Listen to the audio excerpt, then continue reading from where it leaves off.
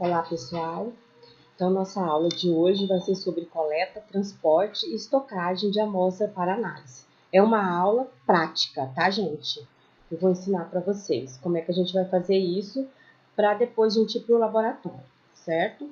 Então, o objetivo dessa aula é ensiná-los a coletar os mais variados tipos de alimentos, transportar esses alimentos e o armazenamento dos mesmos até o laboratório e também um pouquinho sobre planos de amostragem, alguns conceitos que a gente vai precisar saber para a gente fazer o nosso laudo lá no final do semestre, tá?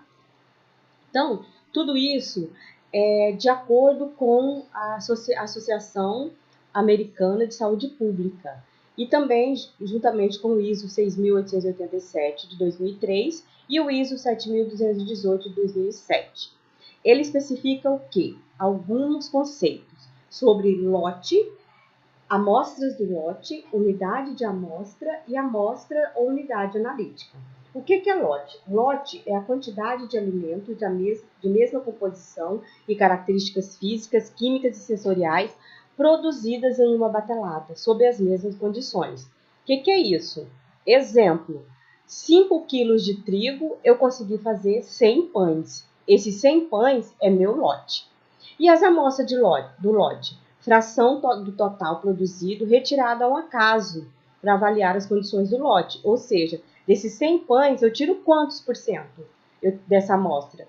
10%? 20%? Isso é a nossa amostra do lote. E a unidade de amostra? É as embalagens ou alíquotas individuais. Então, cada frasco de 100 pães, eu coloco 2, 3 pães ali. Isso é a unidade de amostra. E a amostra unidade analítica é a quantidade de produto que a gente vai utilizar para fazer análise. Segundo a Associação Brasileira, ou Anvisa, né, ela especifica que a gente precisa pelo menos 25 gramas de amostra para poder fazer a análise do produto. Tá? Essa é a nossa unidade analítica. Então, de acordo com o nosso plano de amostragem de lote, né, que vem especificada de acordo com a Comissão Internacional adotada pela Anvisa, isso tem o objetivo de quê? De fornecer informações sobre as características microbianas dos alimentos ou da água, que com base nesses critérios estabelecidos pode ajudar a aceitar ou rejeitar um lote de alimentos, né, se aquele alimento está propício para consumo ou não. Tá?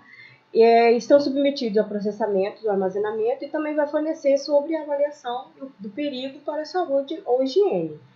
Vai determinar também a frequência da amostragem, o ponto de colheita, o momento da amostragem, parâmetros que vai ser determinados e os critérios da decisão final, que é o que? Isso aqui, a higiene sanitária, onde como foi processado esse alimento. Né? Então, para isso, nós temos alguns métodos que a gente utiliza nesse plano de amostragem. Então, por exemplo, o N, o C, o M minúsculo e o M maiúsculo. O N é número, unidades retiradas de um único lote de produto analisado independentemente. Lembra lá do exemplo dos 100 pães? Eu tirei quanto? Então, para fazer a minha análise, tirei 3 frascos daquele, né? 3 pacotes. Tá? C, ou 5, vamos dizer assim, que vou dar um exemplo para vocês daqui a pouco. C é número total de unidades analisadas que pode apresentar resultado superior ao limite M. Isso vai ser de acordo com o tipo de análise que nós vamos fazer. Tá? M é um limite inferior e M é um limite superior, que vai ser também, esse valor é de acordo com o tipo de micro-organismo que nós estamos analisando. Então, nós temos aqui um exemplo. Exemplo de amostragem para 2 classes, que é aceitável e inaceitável. Tá? E temos o outro exemplo, que é de 3 classes, que já mostro para vocês. É usado, então, exclusivamente para patógenos altamente perigosos, como salmonella, listeria, monocistógenos, né? Então, nosso exemplo é o quê? Nós temos aqui o N, que é 5, que é a nossa amostragem, né? Nossa amostragem. Gente, nesse caso de 2 classes, o nosso C, ele tem que ser 0. Ou seja, como eu costumo brincar, se tiver meia salmonela naquele alimento, você rejeita o lote inteiro. E o M, que é um limite inferior, tem que ser ausente, não pode ter nada.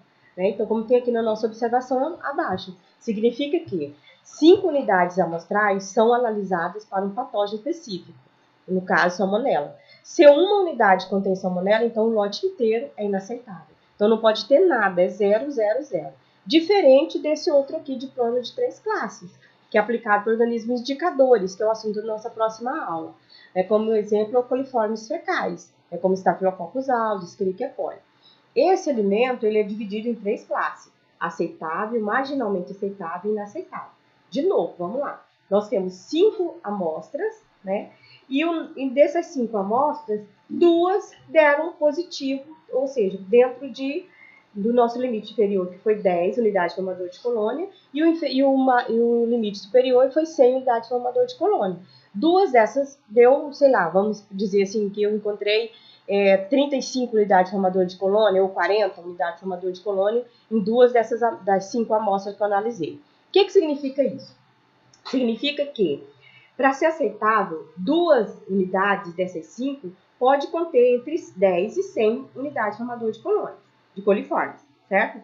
Porém, gente, se 3 unidades dessa amostragem, dessa minha amostra, eu encontrar entre 10 e 100, ou uma dessas amostras, das 5, eu encontrar acima do meu limite superior, que é 100, esse plano de amostragem vai ser rejeitado, tá? Então, o limite é esse. Das 5, 2 tem que estar entre 10 e 100.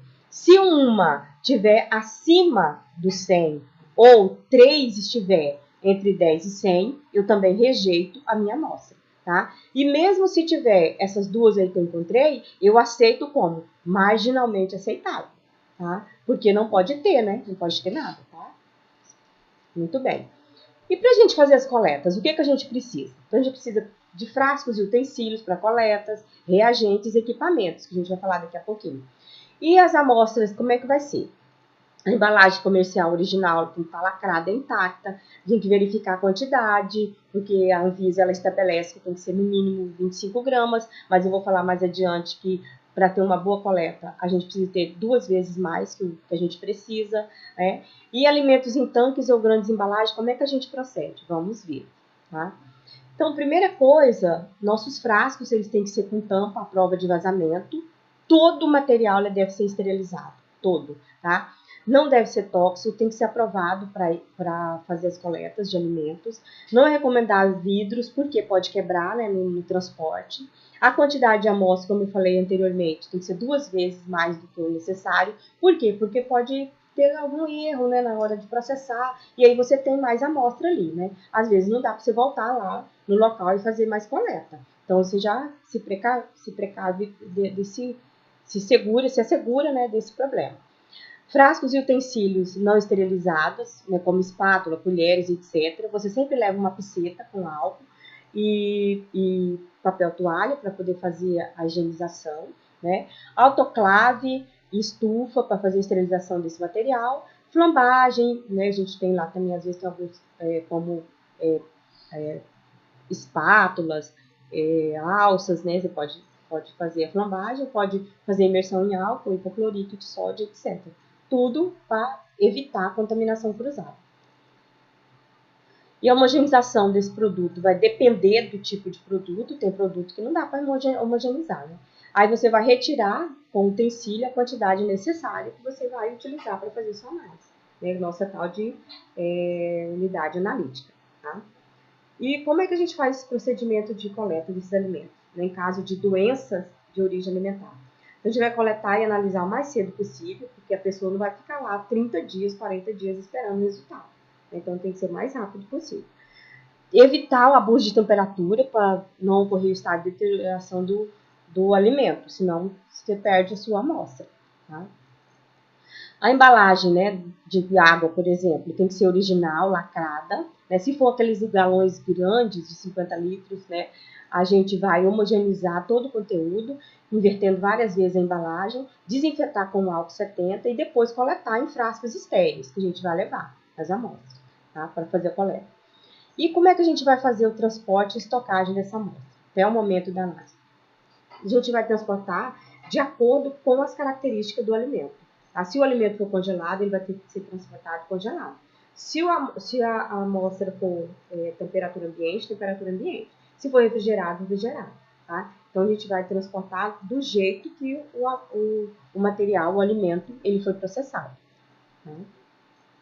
Por exemplo, alimentos com alta atividade, baixa atividade de água, temperatura ambiente. Alimentos congelados e manter congelado, como eu já vi falado antes.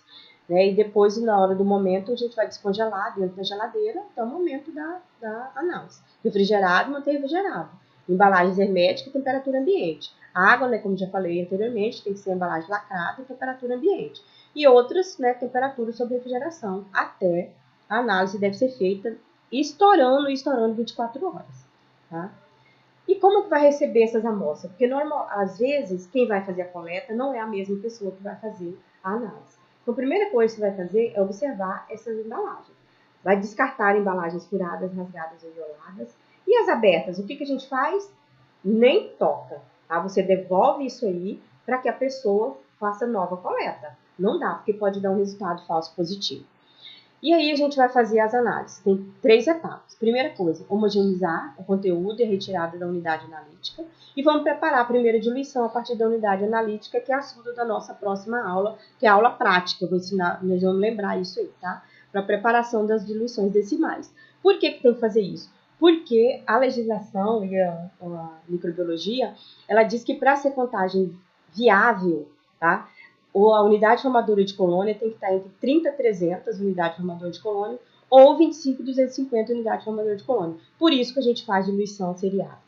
Assunto de aula prática no laboratório. E as normas de laboratório, vocês todo mundo já sabe, que eu já ensinei lá na aula de micro geral, né? Então, a área de trabalho tem que ser limpa, desinfetada, material vai estar sempre na bancada, lavar as mãos e desinfetar, trabalhar na capela de fluxo laminar quando é possível, nunca jamais pipetar com a boca.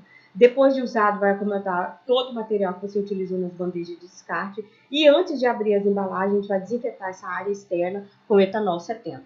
Tudo para evitar a contaminação externa. Né? Bom, então vamos lá. Se o produto for líquido, a gente vai agitar, inverter a embalagem e depois a gente vai retirar a unidade analítica com a pipeta numa profundidade de mais ou menos 2,5 centímetros abaixo da superfície. Ou seja, não pode ser nem muito na superfície do frasco e nem muito no fundo, tem que ser na metade.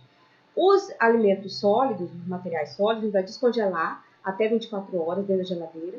E aqueles que a gente tem embalagem com amostras heterogêneas, nós vamos retirar porções de várias camadas desse material e vamos homogeneizar. Misturar em um frasquinho ou num becker esterilizado. E depois a gente vai fazer, então, o processo de diluição. Tá? E se for superfície, a gente vai utilizar o método de esfregaço com suave. Era isso a aula prática que a gente vai fazer no laboratório. Obrigada.